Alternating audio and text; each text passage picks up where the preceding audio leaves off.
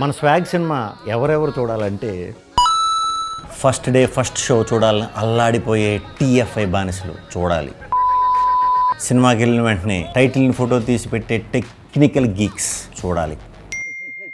పీవీఆర్లో ఎక్కువ యాడ్లు వేసి దొబ్బుతాడని ఫీల్ అయి పావుగంట లేటుగా సినిమా మొదలైన తర్వాత రీచ్ అయ్యే బ్యాచ్ చూడాలి. సినిమా చూస్తున్నంతసేపు నవ్వొచ్చినా నవ్వుతే బాగోదేమో అని నవ్వకుండా ఉన్న ఆడియన్స్ అందరూ మాత్రం ఖచ్చితంగా చూడాలి.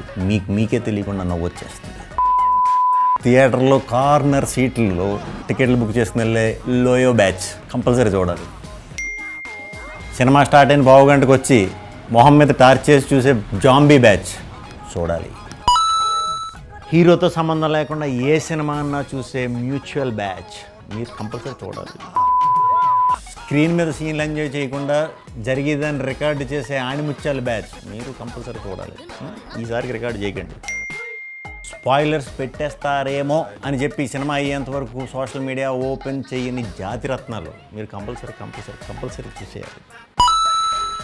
రివ్యూ చదవకుండా టికెట్ బుక్ చేయని true blue film lovers compulsory చూడాలి. మీరు స్నాప్చాట్లో స్ట్రీక్ పడుతుందేమో అని కంగారు పడిపోయే జెన్జీ బ్యాచ్ నుంచి కార్తీక దీపం సీరియల్ చూసిన తర్వాత ఎఫెక్ట్ అయిన చాలామంది ఫ్యామిలీస్ అందరూ కూడా చూడాలి, చూస్తారు. చూడండి.